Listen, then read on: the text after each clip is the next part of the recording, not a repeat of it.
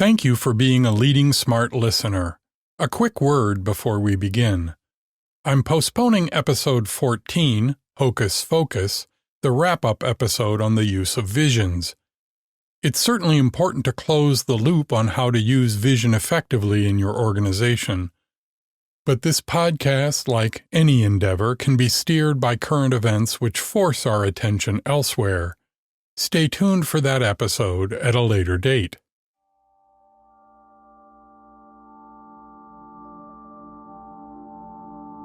We're all watching the COVID-19 pandemic happen in real time, at both slow motion and lightning speed.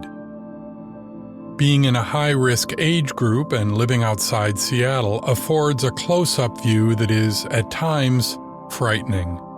But it's also instructive. For us, as students of leadership, this is a rare opportunity. A careful observer of the art of crisis management has a wide array of examples to study. As leaders worldwide grapple with this pernicious foe, it brings into focus the many elements that make for great leadership. China leveraged their near-complete state control to lock down the country by means unthinkable in more liberal democracies. One of those democracies, Italy, took a less aggressive path only to be overwhelmed and eventually forced into similar measures. Much of the rest of the world is following a similar trajectory. South Korea took a decidedly technical approach.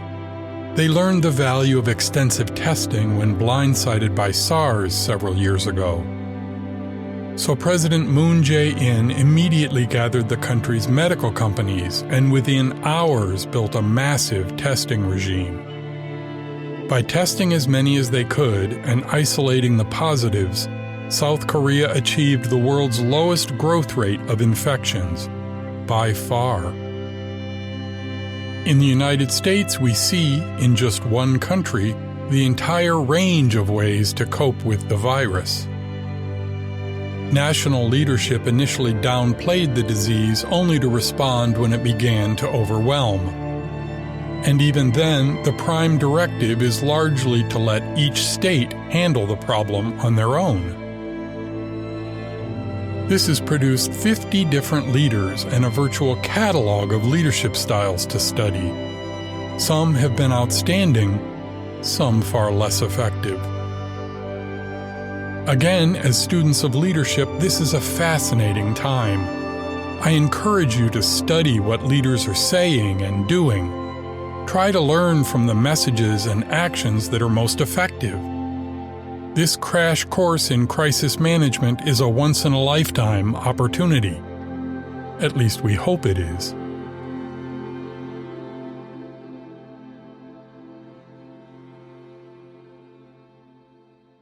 The more I see, the clearer it is that crisis doesn't forge leaders into something new. Rather, it distills them down to what they always were. For those who are leading teams, more important are the changes this pandemic thrusts on our own organizations. With social distancing forcing us to move instantly into the virtual realm, we wonder what leadership looks like, right now, in a world suddenly forced to work from home. And that's what this is all about.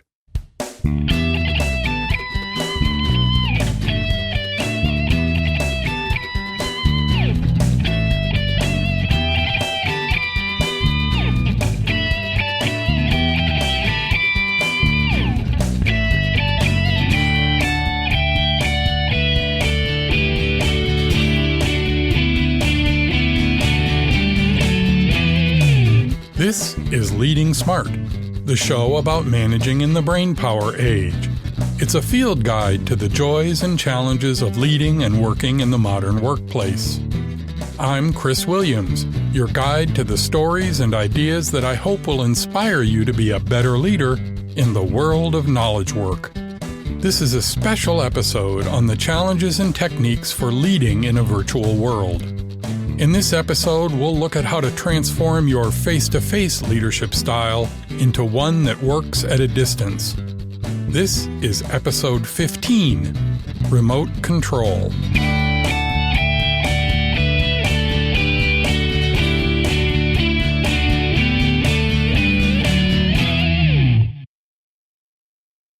The COVID-19 pandemic and the ensuing stay-at-home orders forced organizations that were cautious about moving toward remote work to jump in with both feet.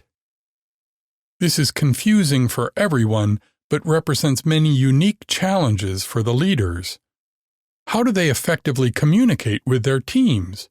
How do they ensure that brainpower workers remain engaged and effective? How do they retain an organization's culture working at a distance? One way to answer these questions is to look at the evolution of work and to learn what some organizations do to remain successful as their geography changes. There are 4 common levels of physical arrangement for brainpower organizations. I'll call them headquarters, satellites, hotels, and homes. Each level is more distant than the last, and as the distance increases, so do the challenges. Let's look at them in turn. Headquarters is a single location to which workers commute, working together to produce, manage, and support their end product. Physically being together affords rapid communication, a strong sense of teamwork, and huge economies of scale in infrastructure and support systems. We've seen this arrangement in organizations large and small for hundreds of years. It's the way startups work in someone's garage. And it's also Apple with their massive multi-billion-dollar spaceship campus in Silicon Valley. Microsoft, too, has long embraced this model. In Redmond, Washington is an enormous campus of large buildings housing tens of thousands of software developers. When I was in charge of HR, Bill Gates repeatedly stressed to me his belief that this headquarters model is central to building software.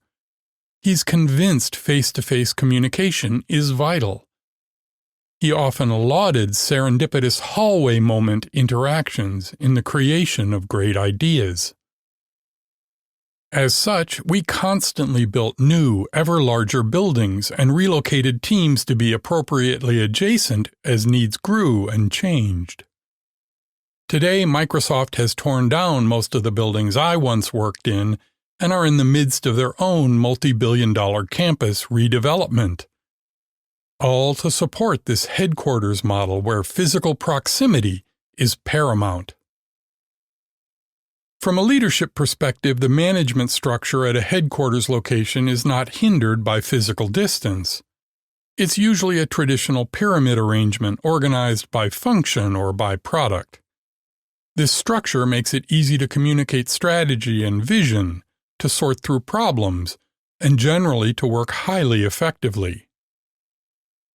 One critical element is that it's easy to build and maintain a company culture when it's all in a single location. Face-to-face meetings, team lunches, and larger group events are commonplace. All manner of celebrations and group gatherings help to build and sustain their culture. Quite simply, it's easiest to build a team when everyone is physically together.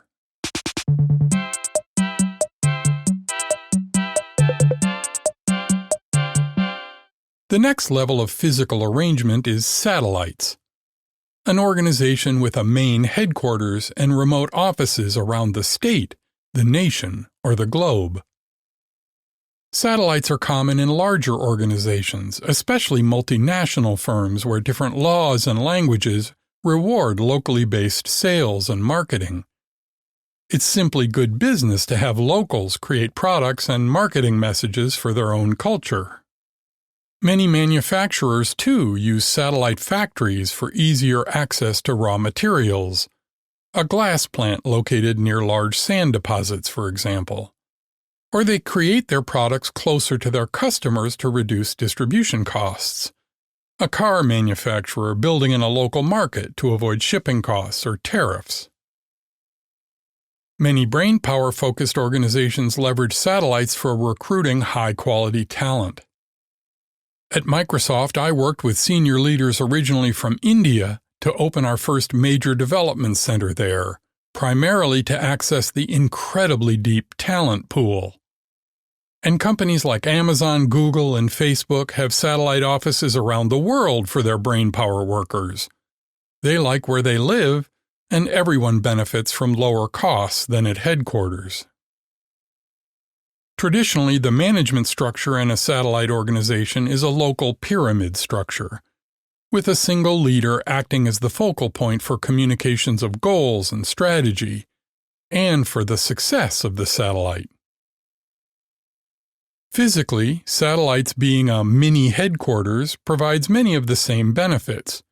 Group and team meetings are easy, as are many of the serendipitous interactions Bill Gates is so fond of. But maintaining organizational culture in satellites is hard. The local leader must represent the entire organization's culture and values. Even if headquarters does extra work to ensure culture is communicated broadly, messages can be lost in translation. Some cultural values that work at headquarters are poor fits or even complete mysteries to local teams. This all requires extra diligence and sensitivity at both headquarters and the satellite to ensure that organizational goals and values are consistent throughout the organization, no matter where it happens to be physically located. Smart companies are consistent in their values worldwide and even mirror team-building events at their satellites. Above all, they celebrate the successes of their teams, wherever they happen.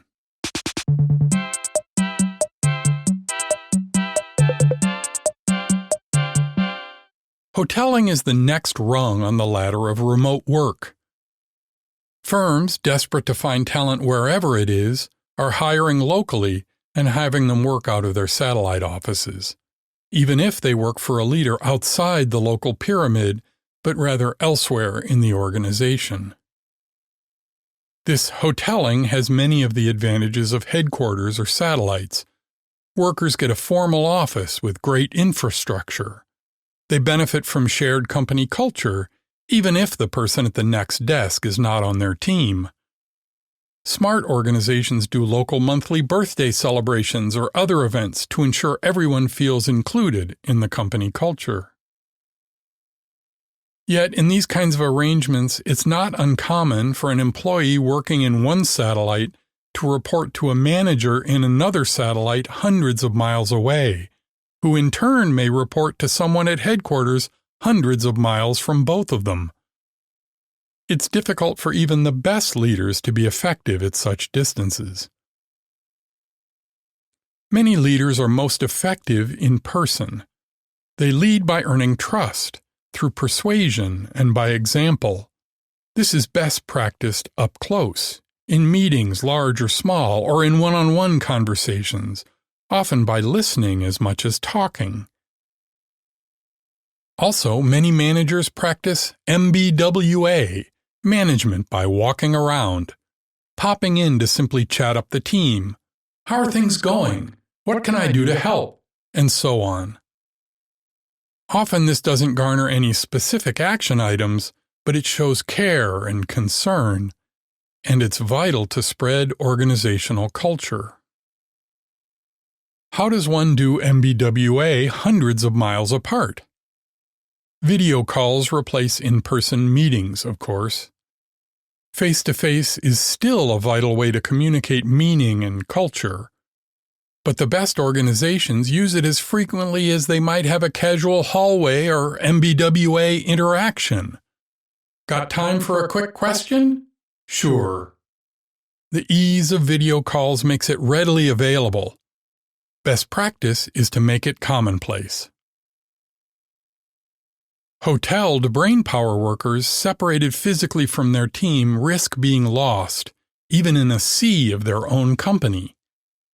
Technology can help build team camaraderie and promote the serendipitous encounters Bill Gates finds so valuable.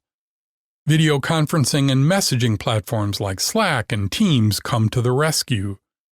They provide the virtual hallways where easy and quick ideas can pop up and be realized, even when distances preclude.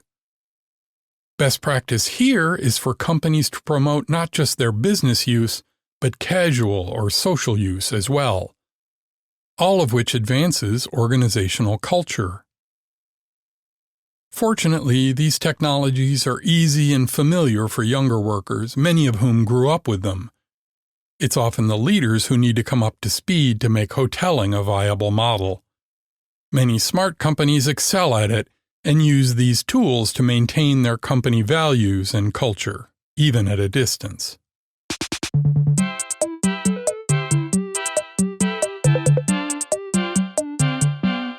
Finally, we arrive at the home model of remote work, the model we're all suddenly forced into thanks to the COVID-19 pandemic. Some organizations have been here for years. Many open-source projects use a physically distant organization from inception, and more organizations are allowing workers to work from home some or all of the time. How do they do it? As we've discussed, they extensively use video calls and messaging tools, and they follow some pretty simple guidelines to maintain their company's effectiveness and culture. Microsoft, headquartered so close to the first U.S. outbreak of the virus, was one of the first companies to respond to the pandemic. They sent their workers home within days, where they remain today. Yet they're still being effective through some fairly simple rules. They focus on establishing a sense of normalcy. They insist on regular hours, not necessarily 9 to 5, but a regular workday. If you used to work 10 to 6, they urge you to maintain that schedule. They insist people don't overwork. Brainpower workers, if left to their own devices, would often work around the clock. At the office, managers could at least shoo them home. Now, at home, they risk burnout. So Microsoft is telling their managers to ensure their workers pace themselves. Microsoft also implements a lunch hour. They mandate that no meetings are held between noon and 1 local time, to get people up from their desks, away from their keyboards, and taking a break. Just as they would in an office where someone would always pop in and say, "Hey, what are you doing for lunch?" This kind of normalcy is vital, even if it has to be enforced by a rule.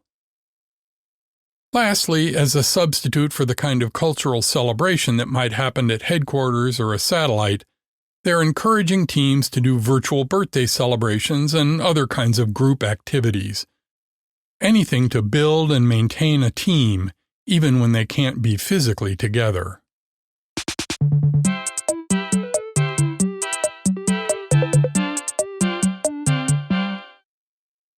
In summary, let's review some tips you can use to be an effective leader in a virtual world.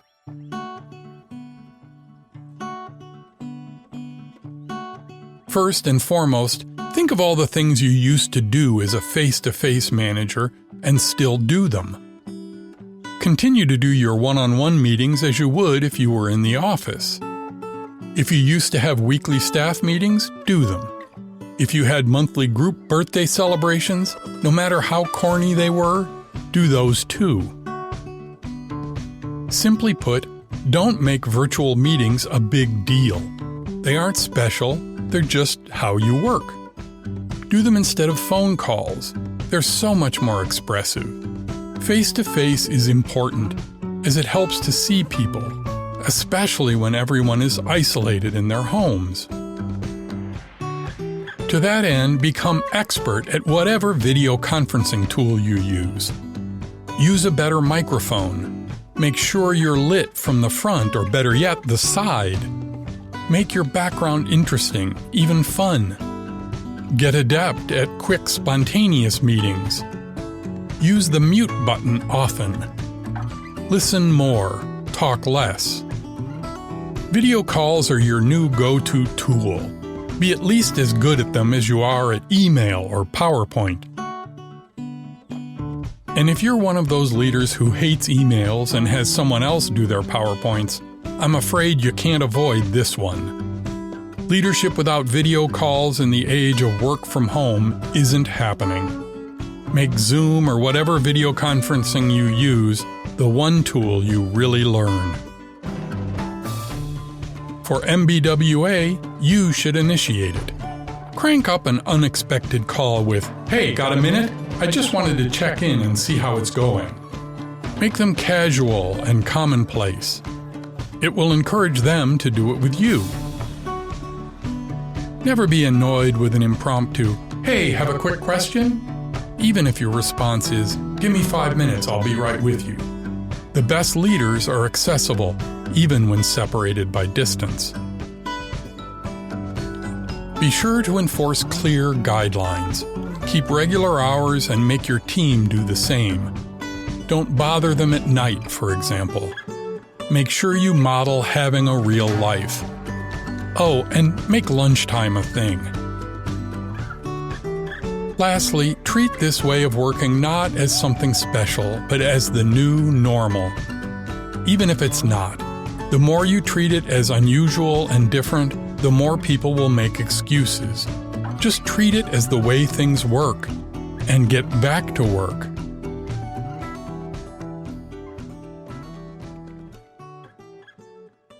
Finally, I wish you, your family, and your team health and happiness. We'll all find a way to get through this difficult time. I hope you as a leader can find your way to be effective by remote control.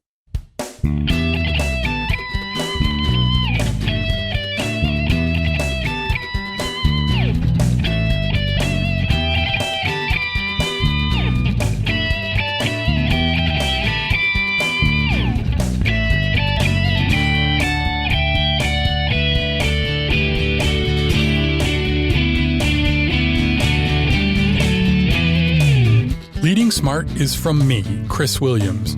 You can find out more about the show and discover other resources for leaders at my website, clwill.com.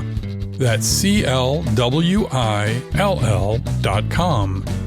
If you like the show, please subscribe and rate it in your podcast app. Every rating helps new people find it. And please share the show with your friends. Just click that little share button in your podcast app right now to spread the word. That's it for this special episode on working remotely. In the next episode, I plan on returning to complete the series on vision.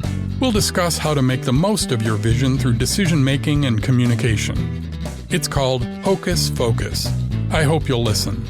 Until then, please remember that each of the several dozen decisions you make today are part of Leading Smart.